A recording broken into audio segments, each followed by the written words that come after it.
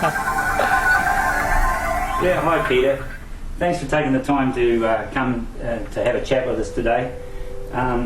It's great to have you here, and we've been involved with you for a number of years, and it's been exciting to watch you grow. So I was just wondering if you could give us a little bit of your background about how you got involved in teaching accounting and finance, and especially using accelerated learning. You know, what led you to become such an expert in this field? How did I get involved?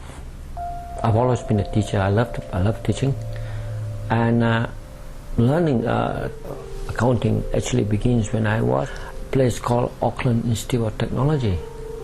I used to be the finance registrar at the Institute of Technology, and in the evening I teach a part-time paper called Public Sector Accounting. If you think accounting is boring, where do you think public sector accounting?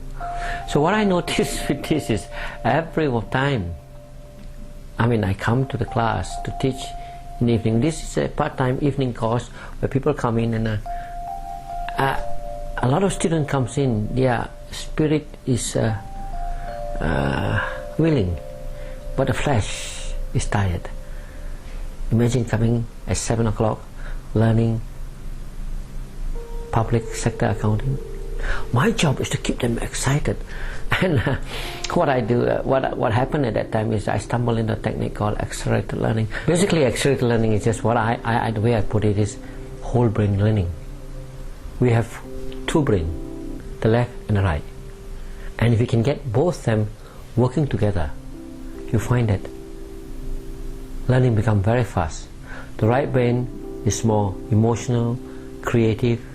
The left brain is analytical. Accounting is analytical, sequential. Whereas if you don't start and get the right brain going, then you find that it is boring. I have a little exercise that I can show you how well you can your left and right brain are coordinated. All you have to do, very simply to see how coordinated you are, is to do this together, both, so that your right brain is giving instruction to the left hand, your left brain is giving instruction to the right hand. So up, side.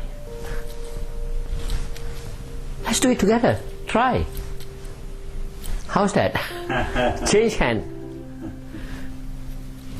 Now, this little exercise that we do actually shows how coordinated it is. Now, this exercise that I got actually comes from a yoga exercise. My yoga teacher told me to improve your concentration, you need to do this.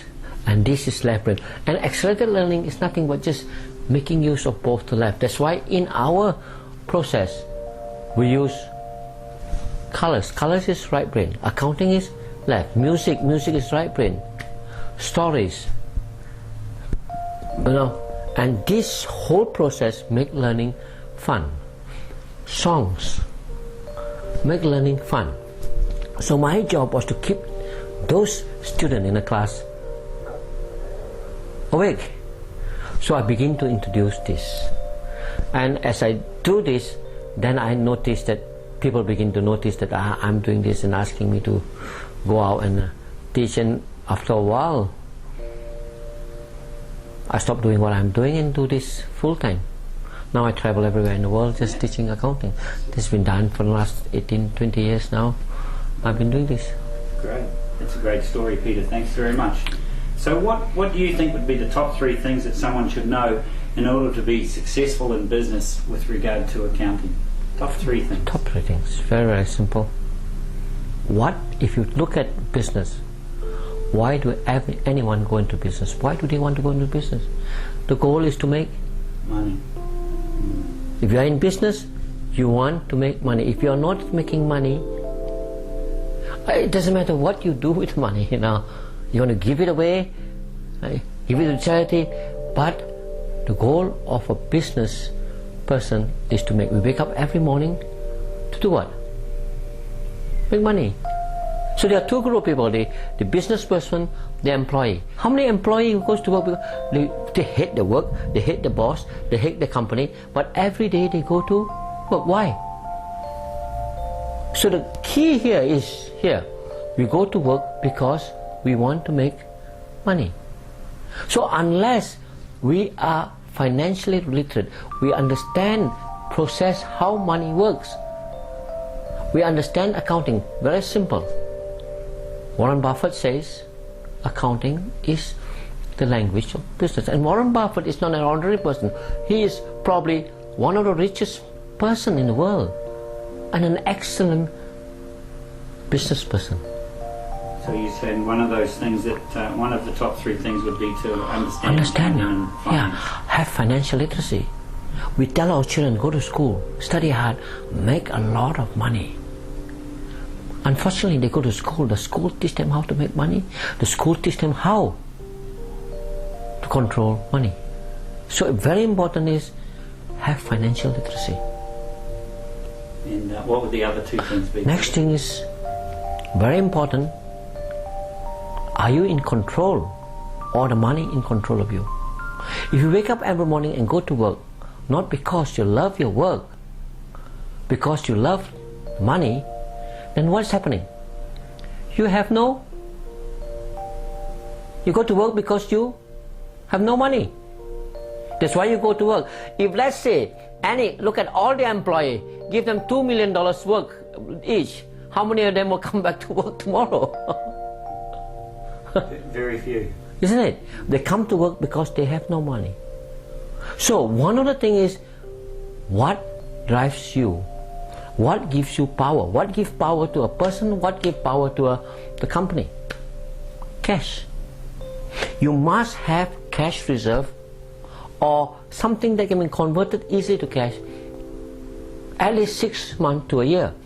If your need is $2,000 a month, then you need $12,000 cash, so that if anything happens, you still have 12 months to go. Then you are in a powerful. Cash is power. You walk into a restaurant, you don't have any money. The menu comes, what do you look at? The price or the menu? The price. What is the cheapest item there? Now, if you got $20,000 in the pocket, the menu comes along. What do you look at? Not the menu, the waitress. Isn't it? Cash is power. You need to have sustainable cash flow. Okay. No, enough cash to give you that. The third thing. What would you think is the third thing?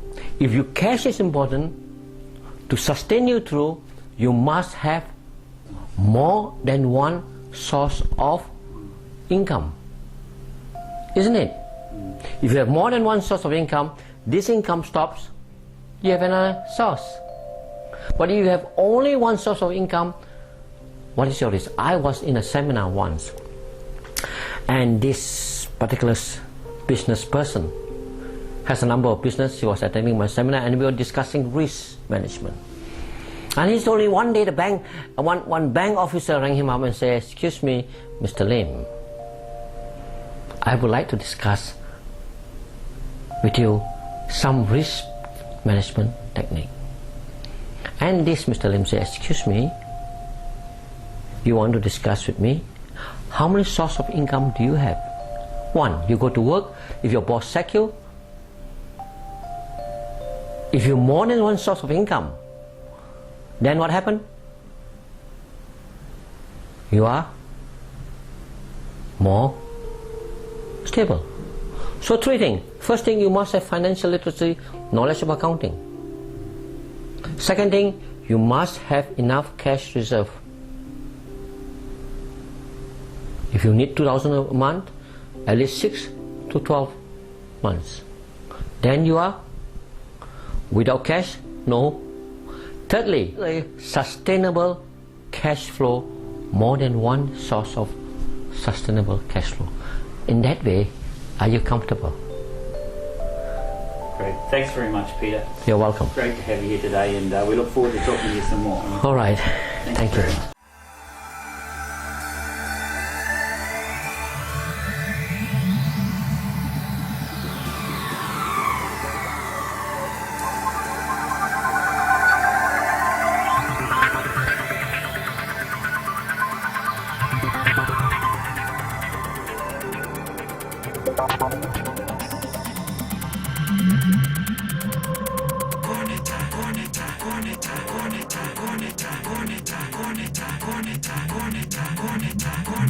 Corner time.